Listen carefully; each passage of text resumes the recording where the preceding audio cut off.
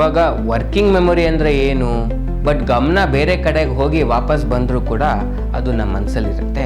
ಇವಾಗ ನಾವು ಎಷ್ಟು ಗಮನ ಕೊಟ್ಕೊಂಡು ತಲೆಯಲ್ಲಿ ಇಟ್ಕೊಂಡಿರ್ತೀವೋ ಅಷ್ಟೊತ್ತು ಮಾತ್ರ ಇರುತ್ತೆ. ಗಮನ ಬೇರೆ ಕಡೆಗೆ ಹೋದ ತಕ್ಷಣ ಅದು ಹೊಟ್ಟೋಗ್ಬಿಡುತ್ತೆ.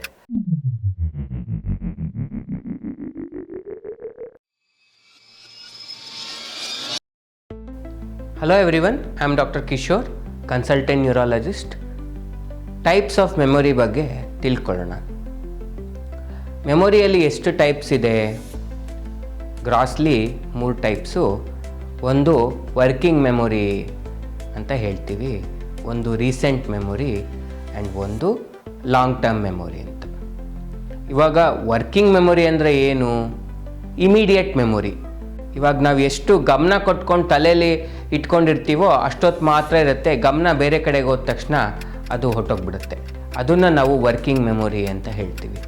ಸೊ ಎಲ್ಲ ಅರ್ಥ ಮಾಡ್ಕೊಳ್ಳೋಕ್ಕೆ ಎಕ್ಸಾಂಪಲ್ಸು OTP ಇರ್ಬೋದು. ಮೊಬೈಲಲ್ಲಿ ಬಂದ ತಕ್ಷಣ ಏನೋ ಹೊಡೆಯೋಷ್ಟು ಮನಸ್ಸಲ್ಲಿರುತ್ತೆ, ಆಮೇಲೆ ಹೊಟ್ಟೋಗ್ಬಿಡುತ್ತೆ. ಇವಾಗ ಯಾರಾದ್ರು ಫೋನ್ ನಂಬರ್ ಹೇಳ್ತಾ ಇದ್ದರೆ ಬರ್ಕೊಳ್ಳೋಷ್ಟು, ಎನಿ ಗ್ರೋಸರಿ ಲಿಸ್ಟು ಏನೋ ಬರ್ಕೊಳ್ಳೋಷ್ಟು ಟೈಮ್ಗೆ ಇರುತ್ತಲ್ಲ, ಅದನ್ನು ವರ್ಕಿಂಗ್ ಮೆಮೊರಿ ಅಂತ ಹೇಳ್ತೀವಿ.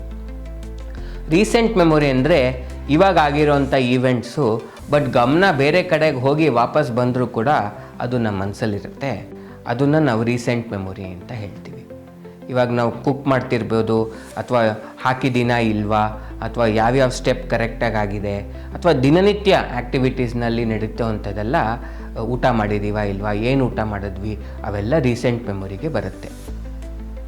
ಲಾಂಗ್ ಟರ್ಮ್ ಮೆಮೊರಿ ಅನ್ನೋದು ಹಿಂದೆ ನಡೆದಿರೋ ಅಂಥದ್ದು, ಅದನ್ನು ಲಾಂಗ್ ಟರ್ಮ್ ಮೆಮೊರಿ ಅಂತ ಹೇಳ್ತೀವಿ. Thank you.